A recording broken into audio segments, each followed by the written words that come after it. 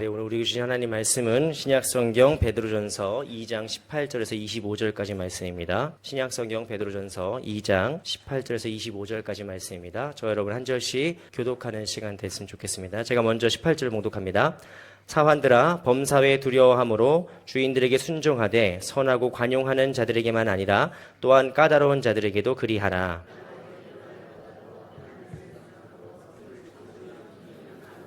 죄가 있어 매를 맞고 참으면 무슨 칭찬이 있으리요? 그러나 선을 행함으로 고난을 받고 참으면 이는 하나님 앞에 아름다우니라.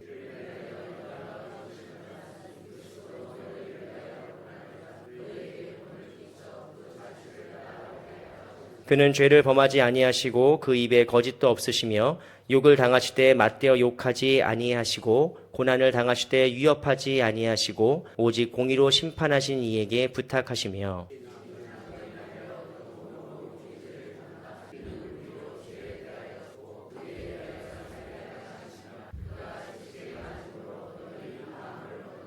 우리 함께 봉독하겠습니다. 너희가 전에는 양과 같이 길을 잃었더니 이제는 너희 영혼의 목자와 감독 되신 이에게 돌아왔느니라. 아멘. 네, 오늘은 제가 참 마음이 기쁜 날인데 일단 먼저 제가 설교를 안 하는 날이고 설교 좀 쉴 수 있는 것도 있지만 사실 우리 신영주 목사님 말씀을 여러분도 기다리셨겠지만 저도 많이 기다렸어요. 저도 많이 듣고 싶고 우리 또 지난달에 시차로에서 또 목사님 말씀하셔서 정말 많은 목사들이 다 은혜 받고 감동받고 했던 시간이거든요. 여러분 매월 5째 주가 있는 주간에 일단 기본적으로 마지막 주일날 신 목사님이 설교하시는 걸 일단 알고 계시면 되겠고요. 오늘은 그 첫 시간입니다. 지금 12월부터니까 목사님 12월 1, 2, 3 거의 4개월, 5개월 만에 목사님을 쓰시는데 목사님한테 사람한테 치는 박수가 아니라 우리가 같이 믿음 안에서 같이 온 가족이 오랜만에 만났을 때 기쁘고 반가운 마음으로 우리 박수로 우리 목사님과 함께 마시고 말씀드릴 시간 되었습니다. 네. 할렐루야. 하나님의 이름을 찬양합니다. 제가 현역으로 있을 때는 그 일주일이 하루처럼 느껴져요. 너무 세월이 빨리 지나가는 거죠. 그래서 그냥 일주일 금방 하루 됐나 할 정도로 일주일이 빨리 지나가고 좀 있으면 또 부활절, 좀 있으면 또 추수감사절, 성탄절하면 또 1년이 훌떡 가고 그러면서 20년 세월을 보냈습니다. 그런데 은퇴하고 나니까요.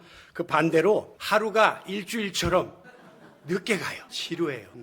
이게 사람이 하는 일이 있냐 없냐에 따라서 달라지는 것이고 기다리는 일이 있나 없나에 따라서 달라지는 거겠죠. 제가 이제 한 3개월, 4개월 만에 이렇게 뵀는데 굉장히 생소하고 또 오랜만에 보다 보니까 어색한 그런 느낌이 있는 것을 금할 길이 없습니다. 우리 오랜만에 와서 예배드리는 모습을 보니까 얼마나 감사한지 제가 한 30여 년 전에 제 모습이 그대로 떠올라요.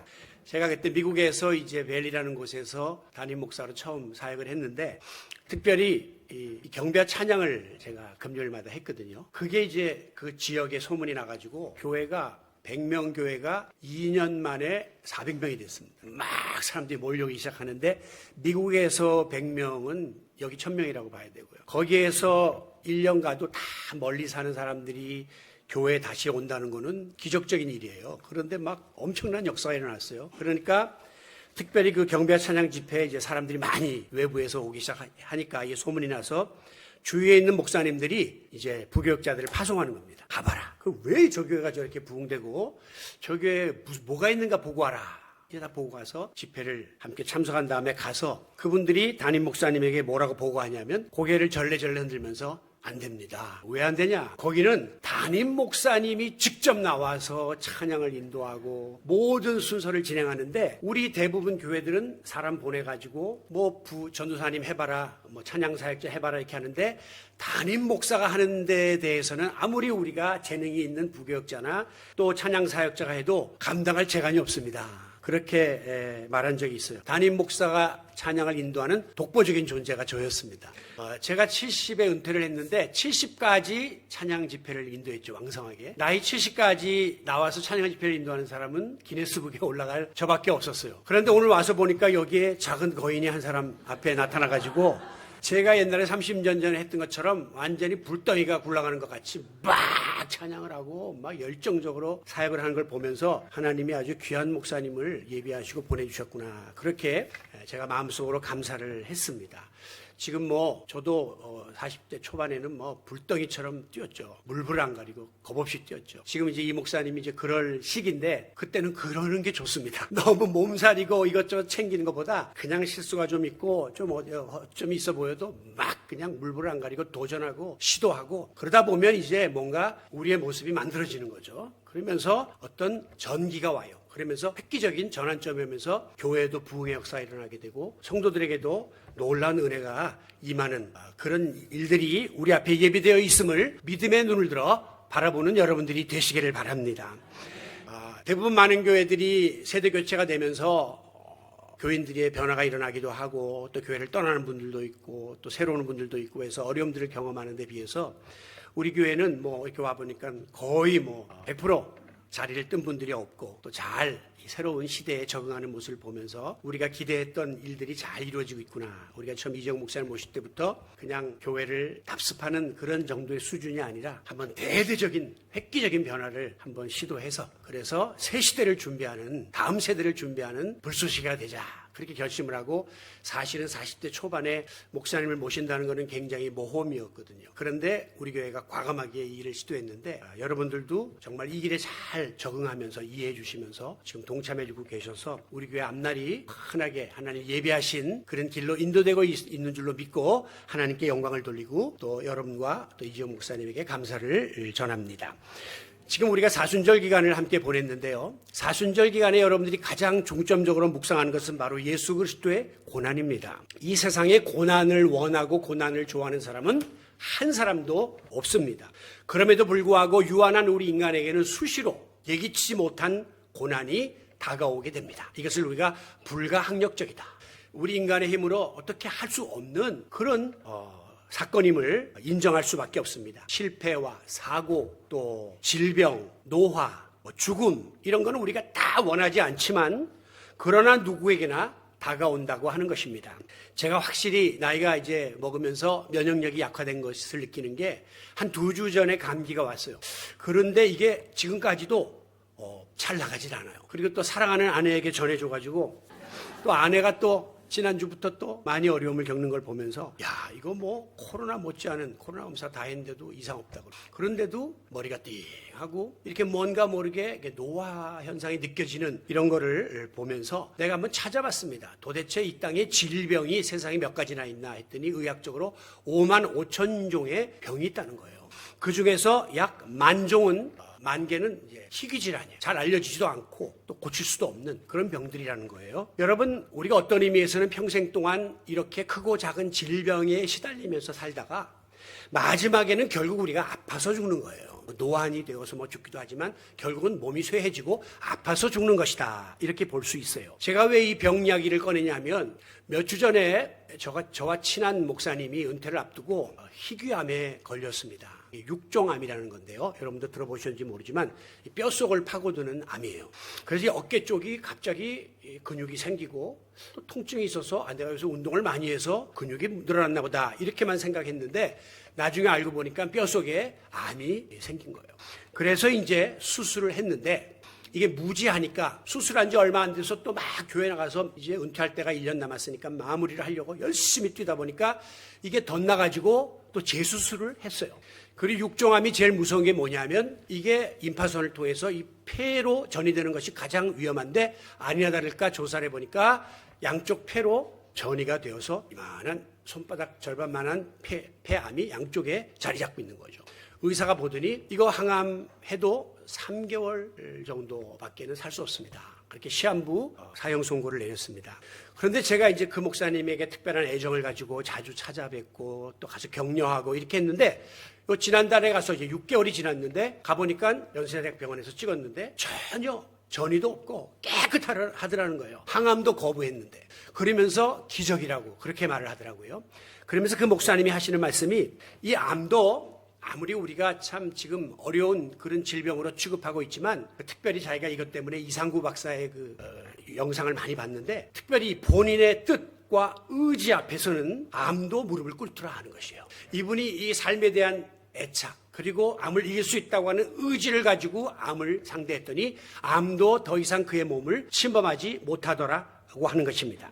고난도 마찬가지입니다. 우리에게 고난이 오는 것을 내 힘으로 내 의지로 막을 재간이 없습니다. 그럴 바에는 차라리 내게 다가오는 이 고난을 내가 적극적으로 받아들이고 극복해서 전화위복의 기회로 삼으리라 라고 하는 이런 마음의 자세를 갖는 것이 중요하다고 하는 거예요. 나치의 강제 수용소에서 온갖 고초를 겪었던 유대인 출신의 작가인 빅터 프랭크는 말하기를 고난 속에서 모든 것을 포기한 사람에게 고난은 저주가 된다. 그러나 고난 속에서 고난의 의미를 발견한 사람에게는 고난은 놀라운 축복일 수 있다라고 했습니다. 똑같은 고난인데 이 고난을 어떻게 받아들이냐에 따라서 저주가 될 수도 있고 축복이 될 수도 있다고 하는 것이죠. 이 빌립보서 1장 29절에 보면 하나님께서는 우리에게 그리스도를 믿는 특권을 주셨음과 동시에 그리스도를 위하여 고난을 받는 특권도 주셨다라고 역설적으로 말씀하고 있습니다. 오늘 우리 그리스도인들에게 고난이 내게 주어진 일종의 특권이다 라고 하는 인식의 변화가 주어진다면 고난은 우리 앞에 물러가게 되고 무릎을 꿇고 말 것입니다. 오늘 본문 18절 19절에도 보면 하나님 앞에 아름다운 고난이다. 고난을 아름답다라고 표현하고 있습니다. 헬라말로 번역하면 훌륭하고 칭찬받고 유익하고 영광스러우며 복되고 은혜스러운 고난이 될 수 있다고 하는 거죠. 자, 이거는 예수 믿는 그리스도인만이 가질 수 있는 고난에 대한 인식이에요. 세상 사람들은 고난은 절망이고 저주고 나를 버린 것이고 죽음이라고 생각하지만 그리스도인은 고난도 축복이고 아름다울 수 있고 고난도 우리에게 유익하고 영광스러울 수 있다고 하는 의식의 전환을 우리가 가져야 마땅할 줄로 믿습니다. 그러므로 우리 성도들은 고난 자체에 대해서 너무 낙심하거나 매몰되기보다는 고난과 더불어 치열하게 씨름하면서 고난을 통해서 내가 믿음을 더 강화시키고 이 고난을 통해서 하나님이 주시고자 하는 놀라운 은혜를 바라볼 수 있는 영적인 눈을 소유할 수 있기를 원합니다. 사도 베드로는 예수님 곁에서 고난을 오랫동안 목격했던 사람이에요. 그리고 초대교회 교인들이 극심한 고난에 처하게 되었을 때에 이 고난의 문제를 심도 있게 다루기 위해서 오늘 베드로 전서를 기록했다라고 볼 수 있습니다. 자, 오늘 본문 속에는 고난을 크게 세 가지로 분류해서 우리에게 가르쳐주고 있는데요. 첫째는 원인을 알 수 없는 고난이 있다라고 말씀합니다. 19절 상반절. 부당하게 고난을 받아도 부당한 고난이 있다는 거예요. 원인 모를 고난이 우리에게 찾아온다고 하는 것입니다. 마치 내가 왜 아픈지 병명도 몰라서 괴로워하듯이 원인이 불확실한 고난에 우리가 처하게 될 때에 우리는 이것을 수용하기가 굉장히 어렵습니다. 왜 우리 가족에게, 왜 나에게, 왜 우리 교회와 우리 민족에게 이런 어려움이 오는가라고 하는 것을 정확하게 이해할 수 없을 때 우리는 굉장한 고통을 당하게 되는 것이죠. 여러분, 아직도 우리의 뇌리에 생생한 세월호 사건이나 또 이태원 참사나 또 무안공항의 이런 사고 같은 것, 그 유가족들이 느낄 극단의 고난을 한번 상상해 보셨습니까? 우리는 벌써 한 달이 건너 삼자니까 뭐 이래저래 평가도 하고 하지만 아무리 예수 잘 믿는 믿음이 좋은 유가족이라 할지라도 만약에 이 고난 앞에서 많은 사람들은 왜 하필이면 우리 집안에, 우리 자녀에게, 우리 가족에게 이런 일들이 다가왔느냐고 절규하면서 하나님 앞에 막 원망하고픈 마음이 속에서 들끓었을 거예요. 그래서 아마 신앙적인 회의에 빠질 수밖에 없을 겁니다. 하나님 정말 살아계신가? 그런데 여러분, 세상에는 우리 인간의 생각으로 이해할 수 없는 불가사의한 일들이 부지기수로 많습니다. 아까 불가항력적인 일들이 많았다 그랬죠? 불가사의한 일들이 많다고 하는 거죠. 설령 우리가 그 이유를 안다 손치더라도 내 힘으로 어찌할 수 없는 한계를 지닌 것이 또한 우리 인간입니다. 우리가 가끔가다 그 동물의 왕국 같은 다큐를 보게 되면 그 새끼 얼룩말이 그 사자에게 목덜미가 물려가지고 끙끙거리면서 죽어가는데 바로 그 옆에 어미 얼룩말이 그 모습을 바라보면서도 아무 일도 하지 못하고 속수무책으로 바라보는 그런 모습을 우리가 발견하죠. 우리 생각에는 주변에 있는 얼룩말떼들을 막 불러서 얼룩말떼들이 함께 달라들어가지고 뒷발치기를 하든지 막 들이받든지 하면 사자 한 마리는 넉넉히 이길 수밖에 없을 것 같은데 얼룩말떼들은 그 맹수 앞에서 그런 일을 할 수 없을 정도로 자기 스스로를 규정하고 있는 연약한 초식 동물들의 생태 한계가 있다는 것이죠. 여러분, 우리가 아무리 원인을 안다 해도 어찌할 수 없는 일들이 많은 것이 우리 인간의 한계예요. 그런데 여러분이 혹시 이 원인을 알 수 없는 억울해 보이는 부당한 고난에 처하게 되었을 때에 잊지 말아야 될 것은 모든 고난에는 하나님의 뜻이 있다라고 하는 사실이에요. 이게 우리 그리스도인들이 지녀야 될 고난에 대한 기본 자세입니다. 공중나는 새 한 마리가 땅에 떨어지는 것도 우연히 되지 못할진데 내게 이런 어려움이 다가오는 것에는 분명히 하나님이 예비하신 나름의 뜻이 있다. 이렇게 우리는 믿어야 하는 거예요. 오늘 19절에 보면 부당하게 고난을 받아도 하나님을 생각함으로 슬픔을 참으면 설령 원인 모를 부당한 고난이 와도 하나님 바라보고 하나님의 뜻을 묵상하면서 이 고난을 잘 참고 견뎌내면 하나님이 예비하신 아름다운 고난이 될 수 있다라고 분명히 말씀하고 있습니다. 여러분 아시는 구약의 요셉이가 아무 잘못 없이 영문도 모르고 형들의 시기로 인해서 애굽의 노예로 팔려갔죠.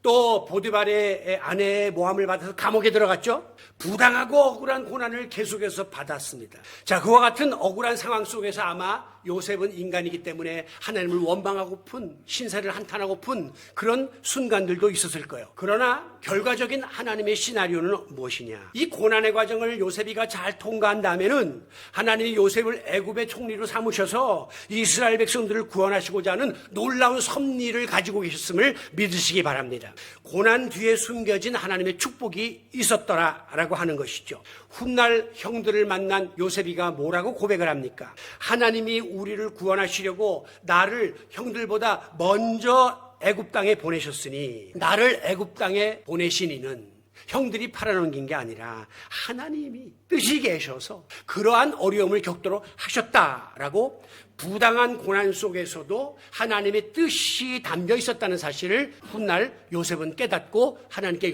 영광을 돌렸던 것이죠. 자, 여러분 중에 혹시 지금 내 생각에 좀 부당하다, 억울하다, 왜 이런 고난을 내가 당해야 하는가라고 하는 생각이 들 정도의 어려운 가운데 있는 분들이 있습니까? 그 가운데에서도 이 배후에는 하나님의 뜻은 여전히 작동하고 있고 하나님의 손길은 여전히 개입하고 있다고 하는 믿음을 가지고 고난조차 은혜로 받아들임으로 때가 이름에 고난이 변하여 축복이 되는 아름다운 고난의 주인공들이 되시기를 바랍니다. 두 번째, 이 베드로가 이야기하고 있는 고난은 본인의 잘못으로 인한 고난이에요. 20절 상반절, 본인의 죄가 있어 매를 맞고 참으면 무슨 칭찬이 있으리요. 다시 말해서 책임 소지가 분명해요. 내 잘못 때문에, 내 실수 때문에, 내 욕망 때문에 내가 자업자득으로 고난을 초래하게 된 거예요. 우리가 지금 당하는 고난을 가만히 분석해 보면 대부분이 여기에 해당된다고 볼 수 있습니다. 내가 잘못 판단하고 경솔하게 말하고 행동했다가 초래하게 되는 어려움들이에요. 본인이 그릇된 결정을 하고 사람 잘못 만나고 투자 잘못하고 건강관리 소홀히 하고 내 욕망을 통제하지 못했다가 그 결과로 내가 고난을 당하게 되는 것입니다. 이것은 잘못의 대가를 지불해야 마땅합니다. 태초에 하나님이 인간을 창조하실 때 우리를 고난당하는 존재로 만드신 것이 아닙니다. 우리 이정 목사님 18번 아니에요. 창세기 1장에 보면 하나님께서 인간을 당신의 형상대로 지으시고 복을 주시며 보시기에 좋았다 그랬어요. 즉 행복한 존재로 살도록 우리를 만들어 주셨다는 거죠. 그런데 문제가 무엇입니까? 아담과 하와가 하나님의 뜻에 불순종함으로 죄의 대가로 인하여 에덴 동산에서 추방을 당하면서부터 고난은 우리 인간에게 찾아온 거예요. 아담과 하와의 자업자득이에요. 그 결과 인간은 끝없는 고난의 삶을 살게 되는 불행한 존재로 전락하게 된 겁니다. 하나님은 우리를 행복하라고 만들어줬는데 우리 인간이 스스로 하나님의 뜻을 거스름으로 불행한 존재가 되고 만 거예요. 그날 이후로 우리 인간의 뇌리 속에는 고난을 당하면 어떤 생각이 벌컥 드냐면 하나님한테 맞는구나. 또 죄에 대한 대가를 지불하는구나. 재앙이구나, 진노구나, 심판이구나. 무서운 생각이 항상 들었던 거예요. 요한복음 9장에 보면 제자들이 예수님께 묻기를 날 때부터 앞을 보지 못하는 저 평생 고난을 짊어지고 난 사람은 누구의 죄 때문이고 누구의 잘못, 부모의 잘못 때문입니까? 저렇게 불구로 태어난 것도 다 부모가 잘못해서 죄의 대가다. 그렇게 생각을 했던 거죠. 물론 이스라엘 백성의 출애굽 여정 속에서 범죄할 때마다 하나님은 진노하시고 죄에 대한 대가를 지불하도록 채찍을 가하셨습니다. 그러나 하나님의 본심은 어디에 있느냐? 이스라엘 백성을 멸망시키는 데 있는 것이 아니라 잘못 회개하고 돌이켜 하나님의 자녀답게 살도록 하려고 하는 사랑의 의도가 그 안에 깔려 있었음을 우리는 알고 있습니다. 야고보서 1장 15절에 보면 각 사람이 시험을 받는 것은, 고난을 당하는 것은 자기 욕심의 미혹 때문이라고 말씀했습니다. 자, 우리가 당하는 고난 중에 하나님의 뜻을 거역하고 욕심을 따라 행하다가 스스로 초래하고 마는 자업자득성 고난이 있습니다. 이런 경우에 우리는 죄가 있어 매를 맞는 것이기 때문에 참고 인내한다고 능사가 아니에요. 무조건 그럴 때는 자기 잘못을 깨닫고 회개하고 하나님 앞에 용서를 구하는 자세가 선행되어야 합니다. 우리는 가끔 가다가 내 잘못 때문에, 내 실수 때문에 고난을 초래해 놓고도 마치 자기가 피해자인 양 합리화시키려고 할 때가 많아요. 그것을 피해자 코스프레라고 합니다. 자기가 잘못해서 실수해 놓고는 하나님이 주신 고난을 당하고 있다, 이렇게 뒤집어 씌우는 거죠. 여러분, 오늘날 고난의 원인이 다른 사람에게 있거나 또 다른 원인이 있다라고 생각하면 자기 책임을 회피하고 자기는 발 뻗고 살려고 하는 그릇된 풍조에 우리가 빠져 있습니다.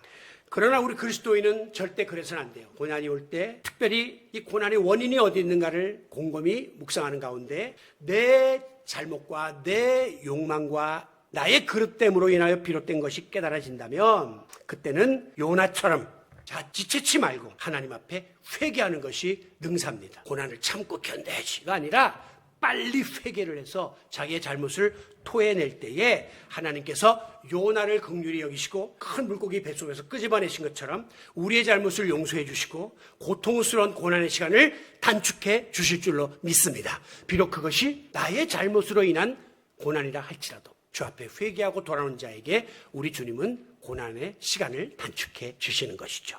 자, 마지막 세 번째 고난이 바로 오늘 본문의 핵심인데요. 선을 행하다가 받는 고난이 있다라고 기록하고 있습니다. 20절 하반절, 선을 행함으로 고난을 받고 참으면 이는 하나님 앞에 아름다우니라 라고 말씀합니다. 21절 이어지는 말씀에 보면 이를 위하여 너희가 부르심을 받았으니, 이를 위하여 선을 행하다가 고난받는 것을 위해서 우리가 하나님께 부름을 받았다라고 말씀하고 있습니다. 여기서 말하는 선을 행한다는 것은 무슨 뜻이냐? 하나님의 뜻대로 살려다가 의롭게 살고 바르게 살고 말씀대로 살려다가 어려움을 당한 자들은 하나님께서 복된 고난으로 그 고난을 만들어 주신다고 약속하고 있는 거예요. 베드로 사도가 고난에 대해서 베드로전서에서 계속 기록하고 있다 그랬죠. 그런데 베드로전서 3장 17절에도 보면 뭐라고 말씀했냐면 선을 행함으로 고난받는 것이 하나님의 뜻이니라. 아예 정확하게 선을 행하다가 고난받는 것은 하나님이 원하시는 바다라고 규정하고 있습니다. 그런가 하면 그 다음 장 베드로전서 4장 13절에 가보면 너희가 그리스도의 고난에 참여하는 것으로 즐거워하라 그랬어요. 여기 오늘 아름다운 고난이 나오는데 즐거운 고난이라는 말이 나오고 있다는 것입니다. 고난은 절대 우리가 원하는 바도 아니고 즐거운 것도 아니고 아름다운 것도 아니고 저주고 멸망이라고 대부분 생각하지만 분명히 베드로 사도는 고난은 특별히 하나님의 뜻이 있고 하나님의 축복이 예비되어 있는 약속된 특권이다, 이렇게 고난을 역설적으로 우리들에게 교훈하고 있는 것이에요. 요한복음 15장에 보면 예수님이 제자들을 향해서 너희가 세상에 속한 자가 아니기 때문에 세상이 너희를 미워하고 핍박할 것이다 라고 분명히 말씀했습니다. 자, 우리가 살고 있는 이 타락한 세상 속에서 오늘 구원받은 하나님의 자녀로 의롭게 살고 바르게 살고 선을 행하며 말씀대로 살려고 우리가 노력하게 될 때에 필연적으로 그 같은 삶을 시기하고 방해하고 조롱하고 무시하는 악한 세력과 맞닥뜨리게 되어 있다고 성경은 말씀하고 있는 거예요.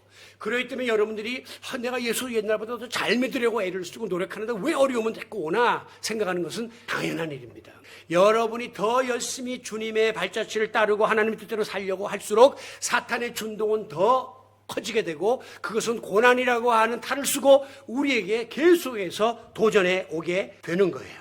여러분, 우리가 세상에서 적당히 세상과 타협하고 세속적인 삶을 살면 우리는 아무런 저항을 느낄 필요도 없고 거기 배척을 받을 필요도 없고 반대에 직면할 이유도 없습니다. 왜? 세상 사람과 똑같이 어울려 살기 때문에 이런 반작용이 우리에게 나타나지 않는다는 거예요. 그러나 여러분, 우리가 죄악 세상에서 그리스도인으로서 믿음을 지키면서 십자가를 지고 주님을 따라가는 이 길은 현실적으로 매우 어렵고 매우 힘든 고난의 행군이다라고 저는 표현해 봅니다. 여러분, 예수 믿는 길이 고난의 행군과 같은 길이에요. 그래서 오늘도 우리가 주님 앞에 나와서 지치고 상한 모습, 찢긴 모습으로 또 주님 앞에 나와 우리의 모든 것을 내어놓고 주님께로부터 세임과 위로를 받기 원하는 것입니다. 히브리서 11장에 보면 우리를 둘러싼 허다한 믿음의 증인들이 있다라고 말씀합니다. 거기 보면 아브라함, 이삭, 야곱, 모세, 기드온, 삼손, 다윗, 사무엘, 그리고 여러 선지자들의 이름이 나옵니다. 그들의 특징이 뭐냐? 그들은 고난과 함께 승리를 경험했다고 하는 거예요.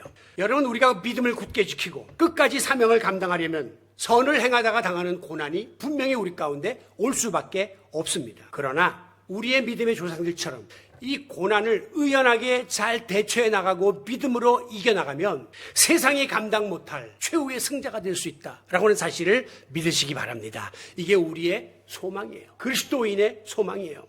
바로 이와 같은 고난의 중심에 서신 분이 예수 그리스도요. 바로 이와 같은 고난의 절정을 이룬 사건이 십자가의 사건입니다. 그래서 오늘 본문 18절에 보면 느닷없이 베드로가 하인과 주인의 관계를 들먹이고 있습니다. 여러분, 하인들이 범사에 두려워함으로 순종해야 하지만 특별히 선량하고 너그러운 주인에게만 순종하는 것이 아니라 까다로운 주인에게도 순종하라, 그렇게 명령을 하고 있단 말씀이에요. 여러분, 아무리 하인이지만 자기한테 잘해주고 이렇게 긍휼을 베푸는 주인에게는 우리가 상대적으로 더 잘 순종하려고 하겠죠. 그러나 반대로 그렇지 않고 어려움을 주고 또 까다로운 주인이면 왠지 모르게 불편하고 순종하기 싫은 마음이 들 거란 말이에요. 그런데 오늘 베드로 사도는 너한테 잘해주고 너그러운 주인에게만 순종할 뿐 아니라 까다롭고 힘들게 하는 주인에게라도 순종하라 라고 말하고 있습니다. 뭡니까? 조건 없이 무조건 절대적인 순종을 요구하고 있는 거예요. 왜? 바로 예수 그리스도의 순종이 그러했기 때문이에요. 예수님이 당한 고난이, 십자가의 고난이 부당했고 또 옳지 않았지만 예수님은 그럼에도 불구하고 개의치 아니하고 그 십자가에 순종하셨던 무조건적인 복종의 모습을 우리들에게 보여주셨습니다. 그래서 베드로는 이 사실을 하인이 너그러운 종과 까다로운 종에게 무조건 순종해야 될 것을 예로 들면서 예수님의 순종을 소개하고 있는 것이죠. 22절, 그는 죄를 범하지 아니하신 죄 없으신 분임에도 불구하고 예수님은 내란죄, 신성모독죄, 온갖 죄를 뒤집어 쓰시고 부당한 고난을 당하셨습니다. 그럼에도 불구하고 23절에 보면 욕을 당하시되 맞대어 대항하지 아니하시고 고난을 당하시되 위협하지 아니하시며 오직 공의로 심판하시는 하나님에게 모든 것을 다 맡겼습니다. 하나님의 뜻의 모든 것을 전적으로 위탁했다는 것이죠. 그리하여 그는 마침내 24절에 보면 친히 나무에 달려 그 몸으로 우리의 죄를 담당하셨습니다. 여러분, 예수님은 죄가 없으신 분임에도 불구하고 죄인인 우리를 대신하여 부당한 고난을 당하신 겁니다. 대속의 죽음을 죽으신 것이죠. 선을 행하다가 고난을 당하신 겁니다. 그럼에도 불구하고 예수님은 아무런 항변도 하지 않고 원망도 없이 마치 털 깎는 자 앞에서 잠잠했던 양처럼 부당한 주인에게라도 무조건 복종했던 하인처럼 묵묵히 십자가의 고난을 감내하신 것입니다. 그러나 우리는 어떻습니까? 우리는 선을 행하다가 당하는 고난은커녕 자기 욕심 채우려다가 자기 욕망 때문에 고난을 당해놓고도 책임을 회피하려고 하고 다른 사람에게 책임을 넘기려고 하고 왜 내가 이런 고난을 당해야 되냐고 하나님 앞에 항변하려고 들었던 부끄러운 존재들이 아닌가 하는 사실을 우리가 다시 한번 말씀 앞에 돌아보는 시간이 되시기를 바랍니다. 여러분, 예수님이 우리 죄를 대신하여 고난당하시고 십자가에 달려 죽으심은 24절에서 우리로 죄에 대하여 죽고 의에 대하여 살게 하려 하심이라 라고 했습니다. 즉 우리가 더 이상 죄인이 아니라 의인으로 인정받게 하시기 위해서 우리 주님이 대신 죄값을 치르셨다고 하는 것이죠. 그러므로 그가 우리 대신 채찍에 맞음으로 우리가 나음을 얻고 우리는 구원받은 하나님의 자녀로서 특권을 누리게 되었다고 하는 이 놀라운 사실이 바로 십자가에 담겨진 비밀인 것입니다. 그러므로 이제 구원받은 우리 성도들에게 주어진 본분이 있다면 그것은 바로 25절의 말씀이에요. 전에는 양과 같이 길을 잃고 예수 믿기 전에는, 구원받기 전에는 내 마음대로 자행자하자며 살았지만 이제는 예수님을 구주로 영접한 다음에는 내 영혼의 목자와 감독 되신 주님께 돌아와서 그분의 보호와 인도와 지도를 받으며 살아야 마땅하다는 것입니다. 오늘 우리는 주님의 십자가 앞에서 죄 많던 이전의 삶을 청산하고 구원받은 성도로서의 주님을 따르기로 다시 한번 결단하는 그런 귀한 시간이 되시기를 바랍니다. 그와 같은 결단 중에 가장 중요한 결단이 오늘 본문 21절에 소개되고 있습니다. 그리스도도 너희를 위하여 고난을 받으사 너희에게 본을 끼쳐 자취를 따라오게 하셨느니라. 이제는 우리는 주님을 본받고 주님의 발자취를 따라가는, 선을 행함으로 받는 고난을 두려워하지 아니하고 적극적으로 감당하고자 나서는 자세를 지녀야 할 것입니다. 우리는 하나님께서 죄에서 우리를 구원하기 위해서 독생자를 보내셨다. 그리고 십자가에서 대신 독생자를 죽게 하셨다라고 하는 이 복음 앞에서 우리는 감사감격하고 눈물을 흘립니다. 그렇다면 이제 그리스도를 따르는 너희들은 복음과 함께, 그리스도와 함께 고난도 받을 각오를 해야 된다라고 하는 말씀을 들을 때는 머뭇거리게 되고 주저하게 되는 것이죠. 내게 좋은 것은 삼키고 내게 좋지 않은 것은 뱉으려고 하는 이중성을 우리가 지니고 있다고 하는 것입니다. 그러나 하나님께서는 우리에게 예수 그리스도의 십자가로 인하여 당신의 자녀가 되는 권세를 주셨음과 동시에 이제부터는 하나님의 자녀로서 선을 행하다가 고난을 받을 특권도 우리에게 주셨다고 하는 이 사실을 오늘 다시 한번 마음속에 되새기는 시간이 되시기를 바랍니다. 저희 집사람이 제가 설교 제목을 주니까 고난을 받을 특권? 너무 이상하다는 거예요. 왜? 특권은 아무한테나 주어지는 것이 아니라 특별한 사람들에게만, 아주 소중한 사람들에게 주어지는 권리인데, 아니 고난이 무슨 특권이냔 말이에요. 우리가 얼른 생각하면 이해가 되지 않겠죠. 그러나 우리가 다가오는 고난들을 주님이 내게 주신 특권이다, 아무한테나 주는 것이 아니라 각별히 사랑하는 나에게 주신 특권이라고 생각하면 오늘 우리가 선을 행하다가 받는 이 고난 회피하지 않으려 들 것입니다. 설령 내가 잘못해서 받는 고난, 원인 모를 고난조차도 다 내가 품을 수 있는 그런 신앙적인 세임이 우리에게 주어질 줄로 믿습니다. 그리할 때 우리는 히브리서에 나오는 그 위대했던 믿음의 선조의 반열에 함께 동참하는 놀라운 특권을 누리게 될 것입니다. 사랑하는 성도 여러분, 내일부터 우리는 예수님의 십자가와 또 고난과 죽음을 묵상하면서 고난주간을 보내게 됩니다. 예수님께서 친히 우리에게 본을 보이시면서 고난의 발자취를 따라오라고 말씀하신 것처럼 여러분이 세상에서 여러 유형의 고난에 맞닥뜨린다 할지라도 어렵고 힘든 상황 속에서도 구별된 그리스도로서 본분을 지키고 책임을 다하면서 내게 주어진 고난의 길을 의연하게 뒤따라가고자 결단하는 귀한 시간이 되시기를 바랍니다. 우리가 그 같은 마음의 자세를 가지고 이 고난주간을 맞이하게 될 때에 나를 짓누르고 있던 온갖 굴레와 고통과 고난의 굴레들이 다 벗겨지고 주님이 주시는 참된 평안과 위로가 임하는 신비한 십자가의 능력을 경험하게 될 줄로 믿습니다. 아무쪼록 우리의 인생길에 예기치 못한 고난이 다가오는 그것을 두려워하지 마십시오. 그것을 회피하려고 하지 마십시오. 우리는 영적인 눈을 열어 그 고난 속에 담겨있는 하나님의 뜻이 무엇인지를 고민하면서 깨닫고 내 몫에 주어진 십자가가 있다면 내가 기꺼이 선을 행함으로 받는 고난에 동참하겠노라고 주님의 뒤를 따라가므로 고난 대신에 고난으로 인한 절망 대신에 우리 주님이 고난의 대가로 주실 감사와 영광의 특권을 누리며 살아가는 복되고 아름다운 고난의 주인공들이 다 되시기를 예수 그리스도의 이름으로 축원합니다. 아버지 하나님, 주님의 고난을 묵상하는 고난주간을 앞두고 있습니다. 우리에게 여러 유형의 고난이 있다고 배웠습니다. 때로는 원치 않는 원인 모를 고난도 다가오고 또 내 잘못과 실수로 인한 고난도 다가오고 또 선을 행함으로 당하게 되는 고난도 온다고 했습니다. 그 고난이 어떤 유형이든지 간에 하나님의 뜻이 그 안에 깔려 있음을 인정하게 하여 주시옵소서. 그리고 고난을 두려워하거나 회피하거나 하나님을 원망하는 자리에 빠지지 않게 하여 주시옵소서. 누구든지 나를 따라오려거든 자기를 부인하고 자기 십자가를 지고 나를 따르라 하신 우리 주님의 말씀을 마음속 깊이 되새기면서 우리가 묵묵히 이 고난을 받아들임으로 이 고난의 특권을 누리는 그런 주님의 자녀들 되게 하여 주시옵소서. 예수 그리스도의 이름으로 기도하옵나이다. 아멘.